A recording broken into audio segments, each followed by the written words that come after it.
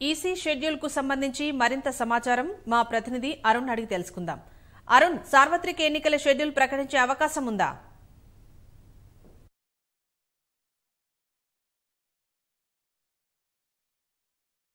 ఈ రోజు సాయంత్రం 5 గంటలకు కేంద్ర ఎన్నికల సంఘం మీడియా సమావేశం నిర్వహించబోతోంది.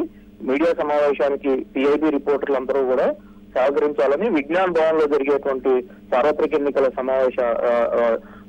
మీడియా సమావేశానికి సంబంధించిన విషయాన్ని ఈ కొద్దిసేపటి క్రితం అధికారికంగా ఎన్నికల వ్యవహారాలు చూస్తున్నటువంటి పిఐబి అధికారులు వాట్సాప్ సందేశం పంపించారు. దీని ప్రకారం చూసుకుంటే వాస్తవానికి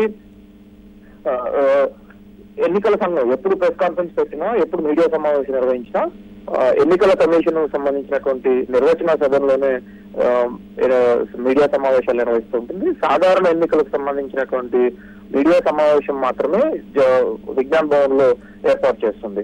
గత కొద్ది రోజులుగా ఎన్నికల డేట్లు, అదేవిధంగా ఎక్కడ ఎన్ని ఫేజ్ల్లో నిర్వహించాలి అనేటువంటి విషయాన్నిటిపైన కూడా పూర్తి కాన్సన్ట్రేషన్ చేసినటువంటి ఎన్నికల సంఘం కాశ్మీర్ లో ఉన్నటువంటి పరిస్థితుల పైన ప్రత్యేకంగా చర్చించింది. 2 రోజుల క్రితం భేటీ అయినటువంటి ఎన్నికల సంఘం కాశ్మీర్ లో పరిస్థితులు, అదేవిధంగా సిఐఎస్ఎఫ్, సిఆర్పిఎఫ్ బలగాలు ఎక్కడెక్కడికి ఎప్పుడు తరలించాలో, ఎలా తరలించాలనేటువంటి విషయాలన్నిటిపైన పూర్తి స్థాయిలో కసరత్తు నిర్వహించిన తర్వాత ఈ రోజు ఎన్నికల కమిషన్ మీడియా సమావేశం నిర్వహించి సాధారణ ఎన్నికల షెడ్యూల్ మొత్తాన్ని విడుదల చేయబోతుంది. ఎన్ని రోజుల్లో ఉండబోతున్నాయి, ఎప్పటి నుంచి తొలి విడత ఎన్నికలకు సంబంధించిన నోటిఫికేషన్ ఎప్పుడు విడుదల కాబోతుంది, అదేవిధంగా కౌంటింగ్ ఎప్పుడు ఉండబోతుంది, ఏ రాష్ట్రాల్లో ఎన్ని ఎన్నికల షెడ్యూల్ ఉంటాయి, అదేవిధంగా ఏ రాష్ట్రాలు ఎప్పుడెప్పుడు ఎన్నికల పరిధిలోకి వస్తున్నాయి అనేటువంటి విషయాలన్నింటినీ కూడా ఈ రోజు ఎన్నికల సంఘం ప్రకటించబోతుంది.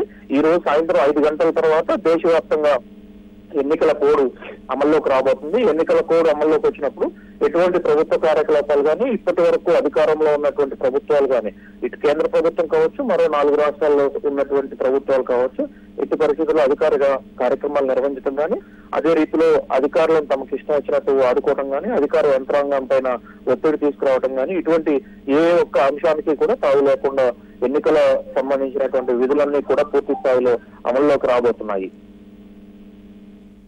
ధన్యవాదాలు అరుణ్.